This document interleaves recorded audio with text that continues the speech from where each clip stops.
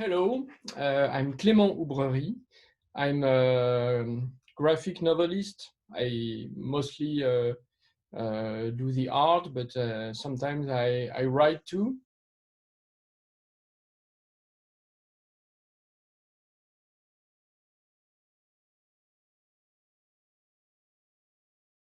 Hello, my name is Anyango Grünewald, and I am an artist and a graphic novelist, and I'm also a teacher at Konstfack University in Sweden.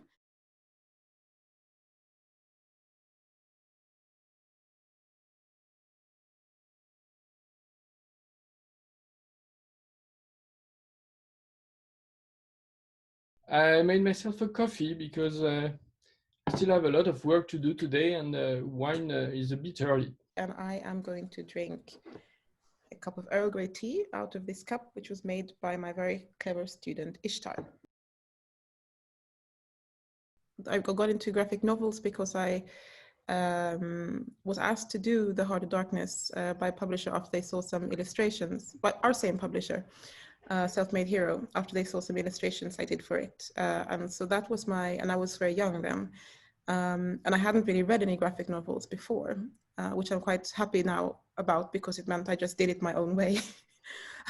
Now, when the books I'm working on now, I have this pressure of all the graphic novels I've read and the different styles and the things that I think that I have to do. But I remember at the time being very free about it. What about you? What's your artist story? Well, it's true that it's kind of the same. I've always been very sure of what I wanted to do. Even though I didn't think at all about graphic novels. I thought, No, me neither. just like, well, it didn't exist at that time, but not even what we call bande dessinée, but I was very interested in drawing. And that was my main skill. Mm-hmm. And so I've naturally went to an art school, a graphic design school, in fact. And I was very surprised because I've been drawing so much that I was completely stuck in my habits and all my process of drawing, and I wasn't able to learn anything in the beginning. It was very hard for me. But what was left from all these drawings I did when I was young is the patience and the ability to concentrate for a very long time. Mm-hmm. And that's why I think I survived this art school, and finally I was able to progress and to start working as an illustrator. Mm-hmm. But it was not so easy. It was not because I thought I was very gifted and very bright that when I arrived in school, it was not a simple thing, to study art. Mm-hmm. But I think it's really interesting what you say about this idea of progression in one's practice, because I think sometimes people think when you're an artist or an illustrator, you do the thing that you do, but in reality, you're always changing and often simplifying or modifying your work and the way you work. And I think it's sometimes, like I see with my students as well, it's harder if you're very good at something to leave that behind. Yes. I really find that.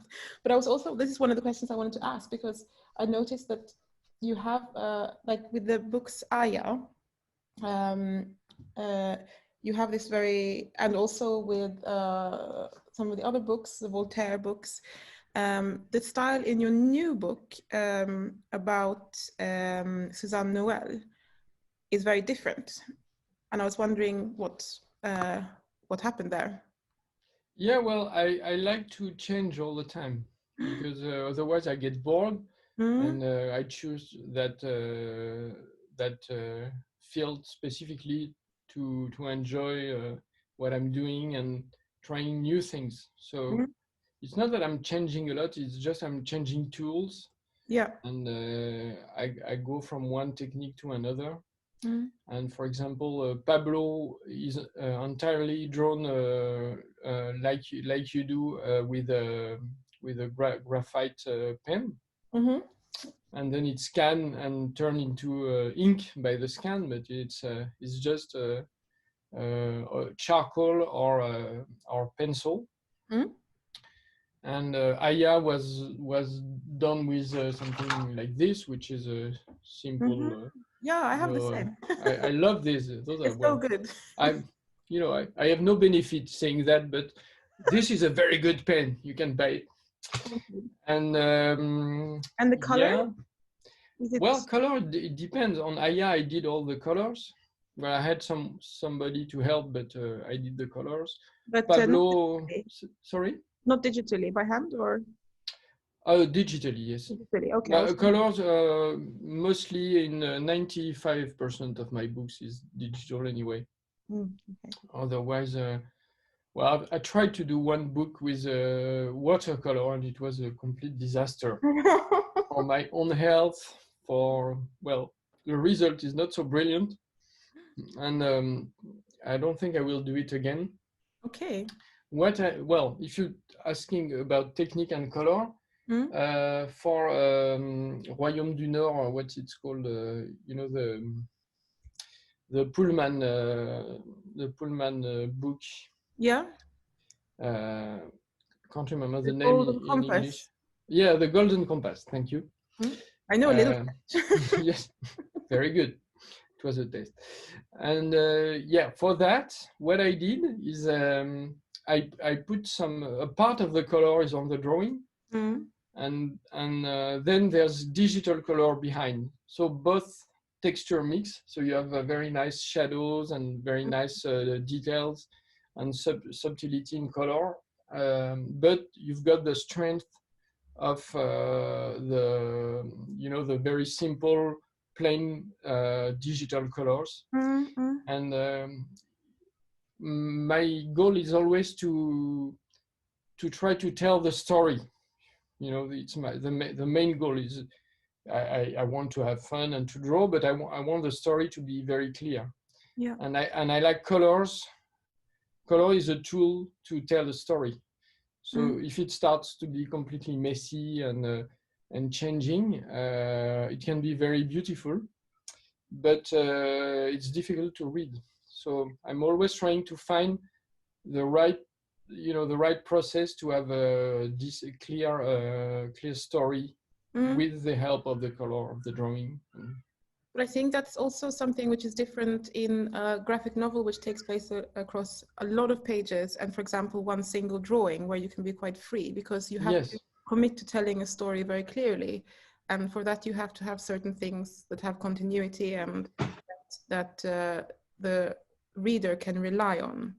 You have to sort of set the language in a way.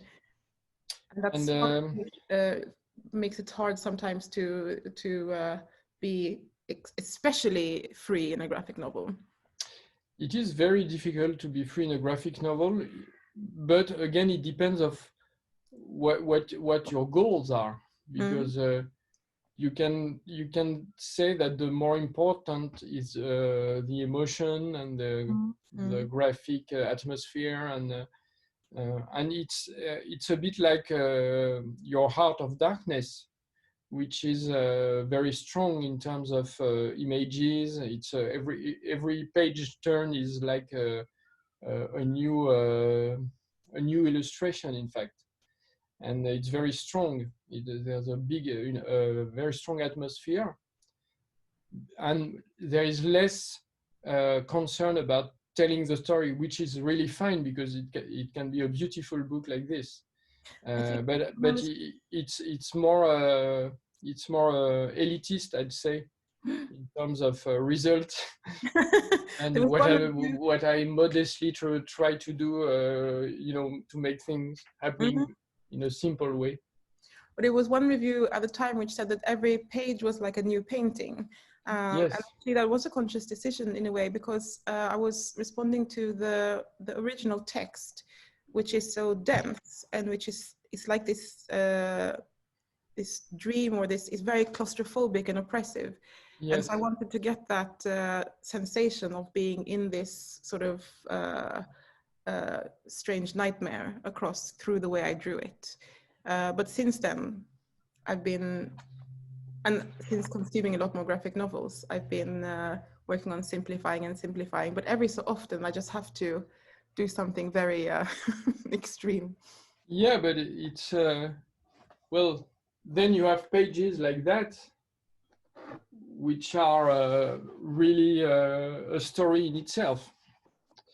So I think it works also because it relies on a novel that eventually the reader knows, and so you are very free to, you know, to kind of illustrate. Illustrate. I don't like the term of illustrating, because it's like there's a text on the side and the image on the other side, and there is no interaction. But here there's an interaction, and even the image is much stronger than the words, and it's more like a travel, you know, in a book. This is pages like that are quite impressive, I think. You're very concerned with making a sense of place through being very attentive to the landscape that you're drawing. And I thought it didn't matter if it was like Ivory Coast in the 70s or France in the 18th century. The architecture, the people, they all sort of, they were just existing really in the space they were. And I was reading a bit about Voltaire because of your book. And he was, I think that in a way you are a little bit similar to him, because he was also very committed to the idea of how we tell historical stories, of historiography. And you're very interested in, obviously, historical stories as well. And I thought one quote I found was, "One demands of modern historians more details, better ascertained facts, precise dates, more attention to customs, laws, mores, commerce, finance, agriculture, population."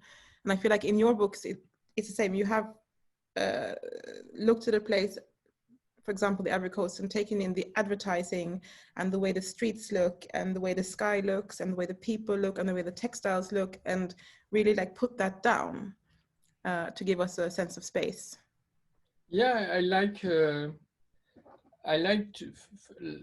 as I change a lot of technique, it's nice to change time and places, and it's a kind of travel. And it's true that I'm very fond of documentation. Ivory Coast, I've been there many times, but it was not enough. I collected a lot of pictures, a lot of documents, and it's true that I like to show detail. And the pleasure I have in drawing is making complex images, but I will always try to have to hierarchize the information. So, for example, I would do a first opening with a very detailed set, and then you have the characters speaking and having events, and then there's less details. But what's nice in bande dessinée or graphic novel is that the reader, as a reader, you keep in mind the first image you saw, that is a complete set, and then you can focus on the character, and you know that they are in that place. So it works. It's interesting to. It's another way to have a hierarchy. Is not to mix everything at the same time on the same image.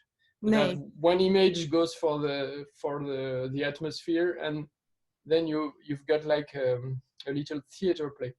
I like to think of the graphic novel or the bande dessinée like written like a theater play, because it all works on dialogues. I like to have the characters to express emotion and have dialogues. That works really fine in Aya, especially. Sometimes you have pages where you have six times the same frame, and it's just a character who are speaking and exchanging. And so you don't want to do that on 200 pages, but sometimes it works. It's when you say that, I remember one page from Aya. It was, I think, Heve and Félicité were sitting having dinner in a real restaurant. She was invited. But then I noticed in the background, you had the restaurant in the background, but then somebody came and sat down, and then they had a conversation in the background, and they left. And later went past. So it was keeping the scene alive as well, not just having this dialogue between two people in a very static space, but it was really making sure that the sort of feeling of a restaurant was taken care of in the background. You can have many layers of information. Exactly. You have your kind of panel structure, but then when we come to the war, then you started with diagonal and with breaking up the page in a really different way. Because I also try to use panel structures to communicate the message of a story, and I thought that having this small section of like a disrupted graphic sequence, it really shows the war. You know, it's a way to communicate something breaking down without only showing it in the pictures. Yeah, it's part of the process of the page. It's it tells something. And I think the page is so important in a graphic novel, because when you turn the page, you don't just read like the first line like you do in a book, but you take in the whole thing, and that gives you the story as well. I know it's well, it's one of the thing we can rely on to try to say something without, you know, in a sub meaning kind of. Yes, exactly. It's a way to communicate sensually the viewer. Exactly. This is actually what I'm most interested in with graphic novels, not so much the what's happening inside, but how the whole arrangement of everything is communicating some sort of story. Like you, I studied graphic design and illustration and not fine art. But now I find myself working a lot sort of more in the fine art world. So I've sort of come at it from a different direction. Instead of being inspired by, for example, certain people, I'm inspired a lot by stories or events, and then responding intuitively to them. And my main, I guess, passion in my fine artwork is the idea of how materials can communicate meaning. So how just pencil, I try to use pencil in different ways to make it very complex, even though pencil is such an ordinary tool. I try to use it in ways that make people wonder how I've done it, or how I've constructed it. Because I think it's the opposite of elitism, like we mentioned before. It's taking an accessible material and making something beautiful from it, or using, for example, soap. The soap thing is very, very curious. It's difficult to see how you did this floating bibendum. Yeah. So I casted him. I carved him from clay, and then I made a mold, and then I poured soap into that mold. And okay, just a mold. Okay. So what happens is that he dissolves over the face of the exhibition, and that was, again, it wasn't really so much about the visual quality of it. It was the feeling of something becoming destroyed, and I think that's what is most influenced me in my work, is the idea of time in an image, or an image having a duration, even though it's one thing. So it will eventually disintegrate and disappear. And because I like to work with quite traumatic subject matter, I feel like when you see an artwork physically being destroyed, it doesn't feel good. And so it's a way to try to illustrate the sadness of those events. But that's actually something I want to ask you as well, because I thought in your books there's a real sense of, I mean, when I look at all your books as an oeuvre. As a what? Sorry? Oeuvre. Oeuvre, yes. Oh, that was French. I see a lot of first of all, I thought it was really nice with Aya that it was very nice to see a story about Black characters that were joyful and not only traumatic, because we always have this sort of news imagery about famine and war. Mm-hmm. And there's a lot of humor in Aya, and there's a lot, I mean, there is also some darkness, but it's very nice to see the characters doing normal things that everybody does. We never get those narratives of Black people. And so I really liked how you treated them. And then I was looking in Voltaire. Oh, do I have the... No, I didn't bring... oh, yes, I did. So then I saw this picture in Aya of the kids playing, and then I saw this. Wow. Did I copy myself? I'm going to sue myself for that. In Voltaire. Oh yeah, well, no, it's quite different. It's quite different, but I thought it was so nice because it reminds us that kids in Africa are also playing, and you know, that the human experience is not something that is different in different places. We have different events that affect us, but it was a really powerful way for me to see your attitude towards these characters, that you didn't see them as like the other, you just saw them as characters who you were telling a story with. And I think that can be missing in a lot of depictions of Black people. Yeah, that is very true. In fact, it's true, and at the same time, I didn't even think of it like that. You know, it was just not.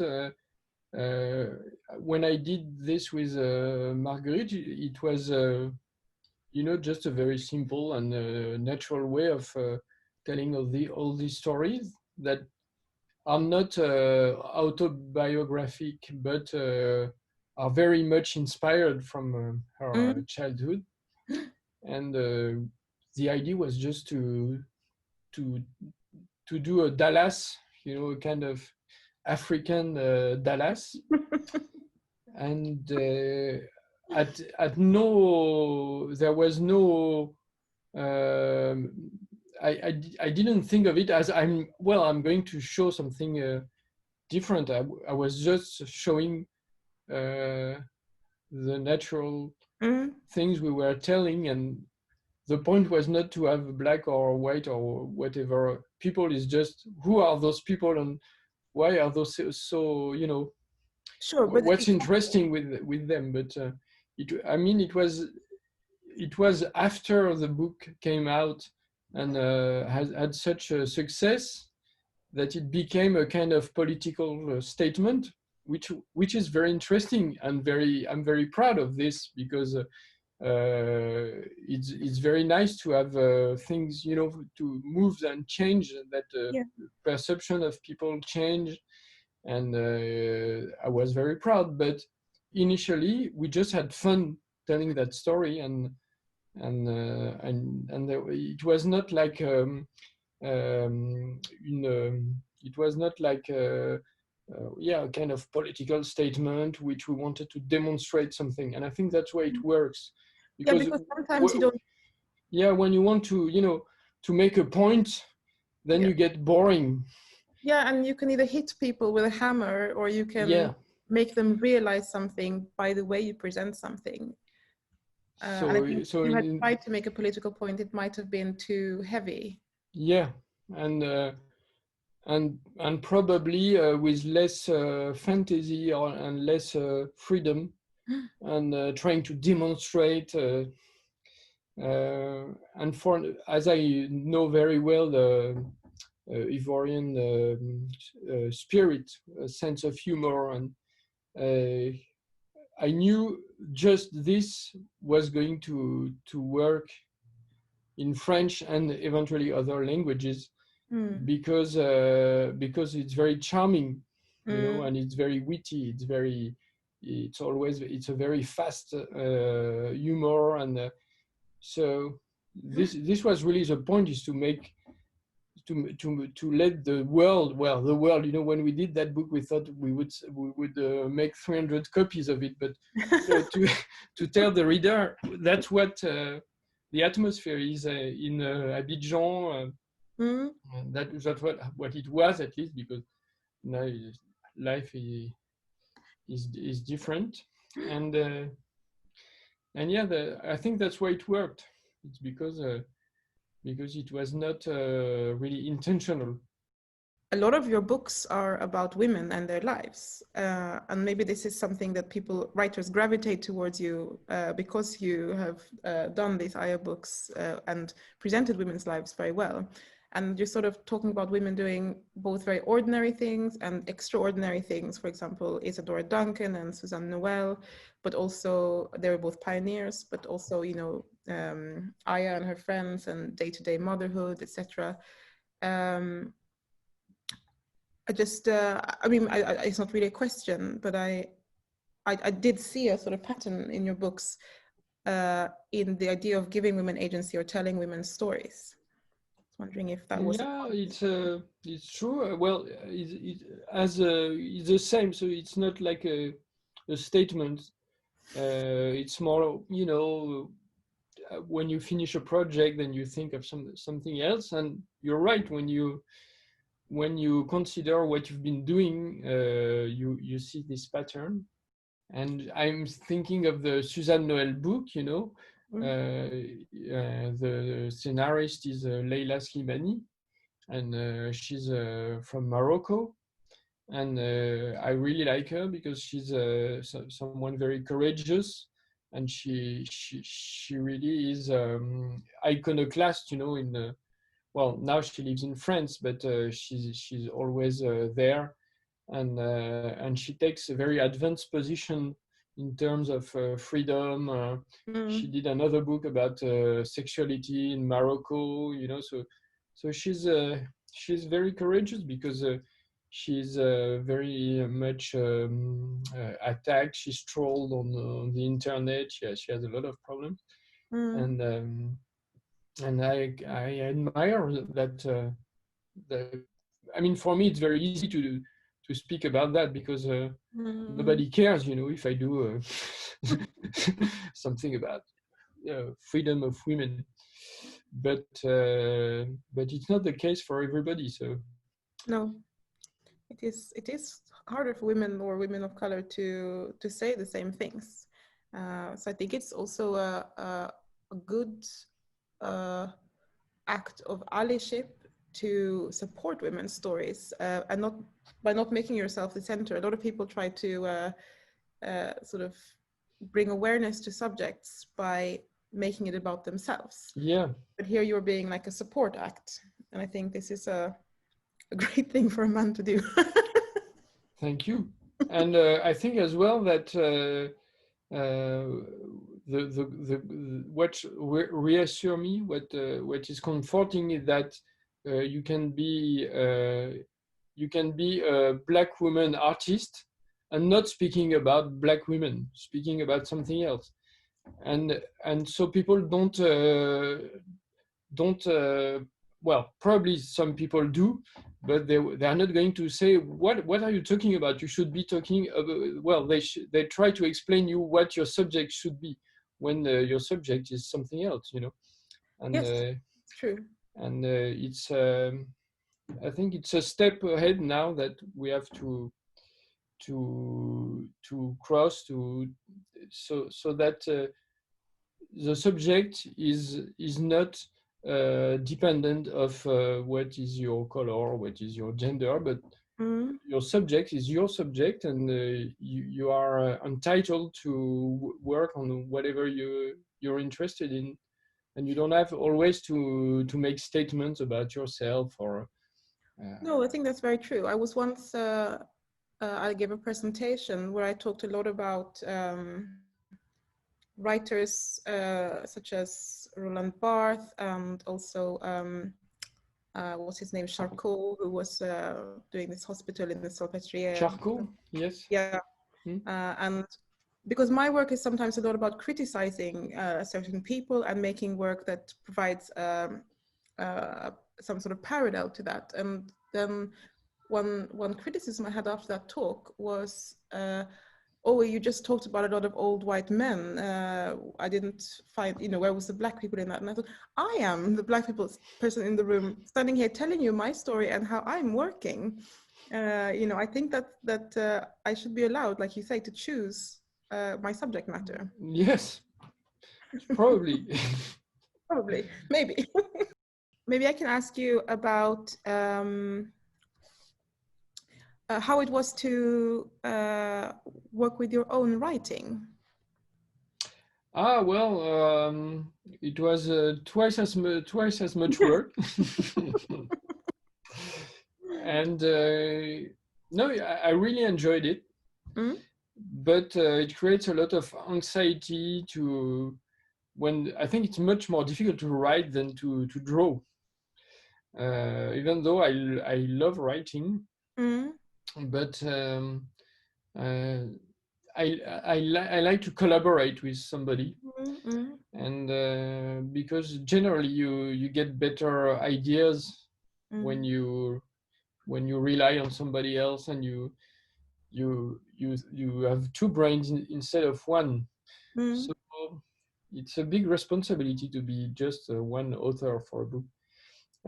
Well, in the case of Voltaire, it's not fiction, so I have kind of a historical structure, so I can say that I'm not alone. I have Voltaire's life with me. But having said that, Voltaire's life is very long and is So there's a lot of documents, and but we don't have the dialogues. So well, we have some dialogues, but not very much. So it's even in a way more difficult, because you have not only to select what you are going to tell, but it's like a giant puzzle that has been poured on the floor, and you have all these pieces, and you have to find the right way to put it back together. I found when writing my own graphic novel that it was a longer process than having a script, because when I would do some drawings, it would change the story. Like me doing the actual drawings would change the next parts. Then I would have to rewrite and rewrite. And it was a very interesting experience. But is that, sorry to interrupt you, but is it published? It's not published yet. Okay. It's not finished yet. So that is the one I saw on the last one you sent. Yes, exactly. Okay. Yeah, I just had time to have a look at it. So that one is just growing organically, because the script is growing organically. And I wonder if that's something that will change in time, and if I'll be stricter with myself, or if it's a good process where you allow both parts of yourself to influence each other. Yeah, I would say it's a very logical process for a graphic novel, because well, when you're just by yourself, there is no proeminence of text over No, exactly. Image, so they have to interact, and if they interact a lot, it's good. It's good for the integrity of the narrative. I thought maybe we could end by asking each other like what a typical day like working on a book might be. Yeah, it's nice not to know, well, to work in the right order, but sometimes you don't want to work on on the end, what the end is going to be, and you don't want to do first a structure, and then to, even though if you change it afterwards, after you can not work in the chronological order, but just whatever you feel like drawing, because sometimes I go from page to page, and then I've got this scene that I have absolutely no idea what to do about it. And then I go in another part of the story, then I come back later. I think that's how I work as well. Yes. And so you have a whole structure for your book? No, not yet. Okay. So you can jump to another part of the story. Exactly. But I find also like I'm working on another book at the moment, which is a adaptation of Dead Man Walking.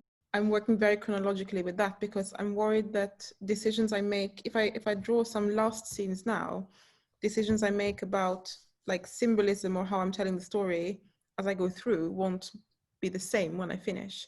So now I'm working very chronologically. But I find that with working with a script, that my favorite part is just doing the little sketches, the little thumbnails. It's very exciting to lay out a page and think about what it's going to be, and sort of try and communicate that in very, very shorthand. So that's, I try to do a bit of that every day just to be excited, and then work on the, you know, like you said, it takes patience and dedication to actually produce the final thing. It does, doesn't it? Yes. Especially that I can see through your window that the night is arriving much earlier than in France. Oh, it's been night since 3:30. Yes, you know, this is can see the daylight sun on here. your face. Oh my god. Yeah, no, it's tough.